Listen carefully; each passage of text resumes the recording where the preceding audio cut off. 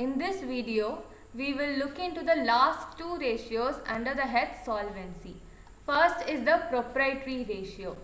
This ratio indicates the proportion of total assets of a firm that is funded by the owners or shareholders. Just like how the debt to total assets ratio indicates how much of total assets is funded by outsiders, this ratio indicates the proportion of assets that is funded by the owners or the shareholders. The formula to calculate this ratio is equity divided by total assets. We already know equity is also called as proprietors funds or shareholders funds. If we divide that by total assets, we will get this ratio. We already know both the items of this formula, so we will quickly rush through this. Shareholders funds is the amount of equity in a company which belongs to the shareholders.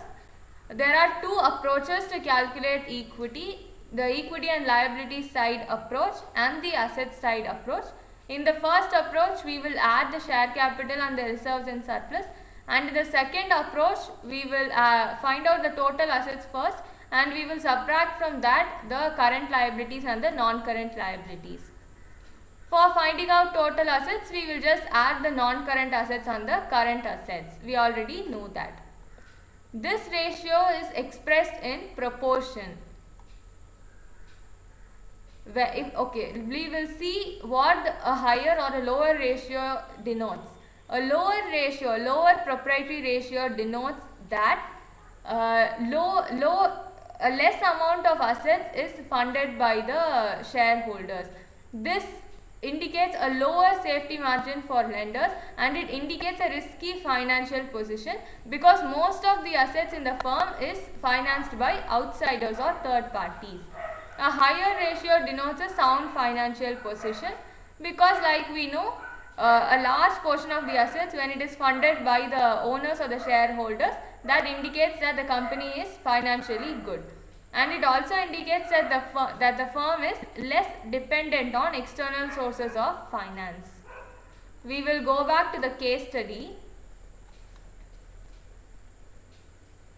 Here in the strong company and the weak company case, we will calculate the proprietary ratio for both the companies. We know that the strong company has an equity amount of rupees 3 lakh and the weak company has an equity amount of rupees 1 lakh 50. And we also know that both the companies have an equal amount of assets, that is 11 lakh. So when we calculate the proprietary ratio, that is we divide the amount of equity by the total assets, we get the strong company's ratio to be 0.27:1 and the weak company's ratio to be 0.14:1. So comparatively, the strong company is in a better position because a larger portion of its assets is funded by owners. Whereas in this company's case, only a very little portion of the assets is funded by owners. Now we will look at a sum for this proprietary ratio. This is illustration 36. The following information is available from the books of Greg Foods Limited. Some information is given here, and assuming that there are no fictitious assets, calculate the value of the fixed assets of the company. This is not a direct sum that is asking us to compute the proprietary ratio. Proprietary ratio is already given here. We are to calculate the amount of fixed assets of the company. What are the information that are given to us? We have the equity share capital, we have the preference share capital, we have the reserves and surplus, and then we have investments, we have current assets and proprietary ratio. Now to compute fixed assets, what do we need? We need the amount of total assets. From the amount of total assets, we will subtract current assets, that will give us the amount of fixed assets. Now, because of the fact that investments is given separately here, we will assume that the amount of fixed assets that they are asking us here to find is exclusive of this investments also. So once we find out the amount of total assets, we will subtract both current assets and investments from the total assets to find out this fixed assets. Now how do we find out the total assets? We know the formula for proprietary ratio, that equals the amount of equity divided by the total assets. So if we just reshuffle this formula, we will get total assets is equal to shareholders funds by proprietary ratio. That is what we have done here. And how do we calculate shareholders funds? It is a direct method. We will just add the amount of equity share capital, the amount of preference share capital and the amount of reserves and surplus, and we will divide this total by the proprietary ratio, which is given here as 0.8. So if we do that calculation, we get the amount of total assets as rupees 2,50,000. Now it is easy for us to calculate fixed assets. It's just a direct simple calculation.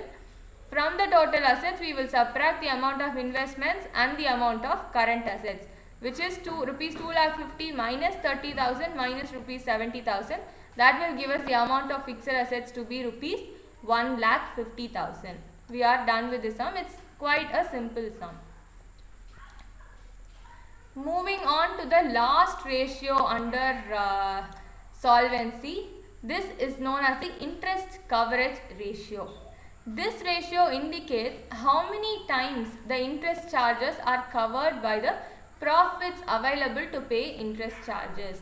Okay, this a long-term lender will be interested to know this ratio because he will want to know if your firm is able to make sufficient profits so that you will be able to pay their interest charges regularly without fail. It measures the margin of safety for long-term lenders, yes. This ratio is also known as debt service ratio, or it's also called the debt service coverage ratio. The formula to calculate this ratio is profit before interest and income tax divided by fixed interest charges or fixed financial charges. Okay, why do we use profit before interest and income tax for this ratio?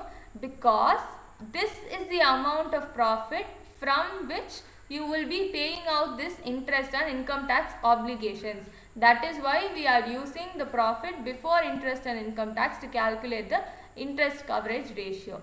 And fixed interest charges is any type of interest expense that recurs on a regular basis regardless of the volume of business. Obviously, it should be regardless of the volume of business. That is why we call it as fixed charges. So that is what we call as fixed charges.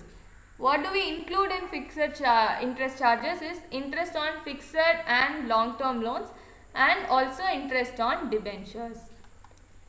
The ideal ratio for this interest coverage ratio is 6 to 7 times.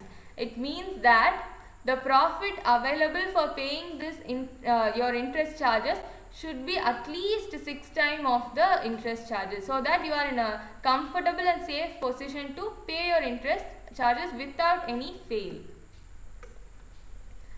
This ratio is expressed in times.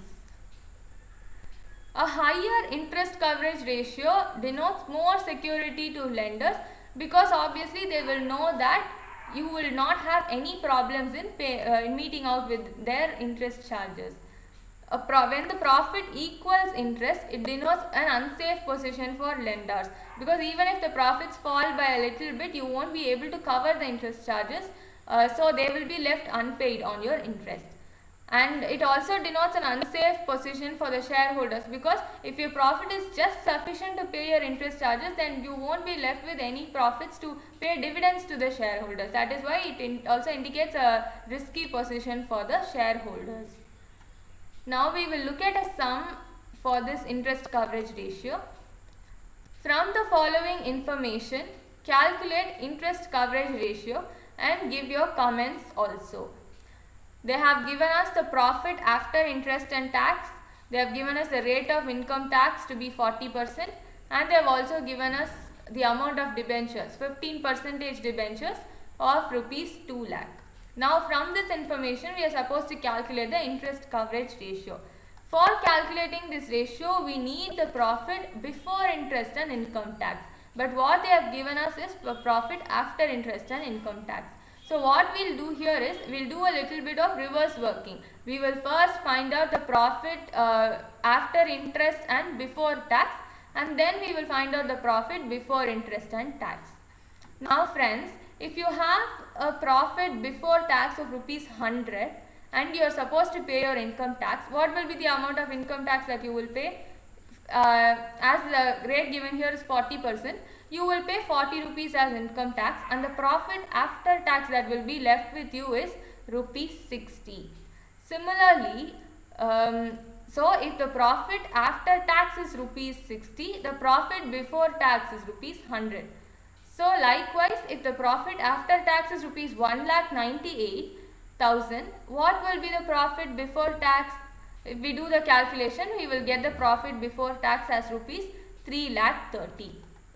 Now we got the profit after interest and before tax. Now we need the profit before interest and tax. So what do? We need to find out the amount of interest that is paid. That is simple. They have given us just one fixed loan, which is the 15% debentures. So we will do a simple calculation. We will just calculate 15% on rupees 2 lakh, which will be 30,000, which will be the interest that is paid.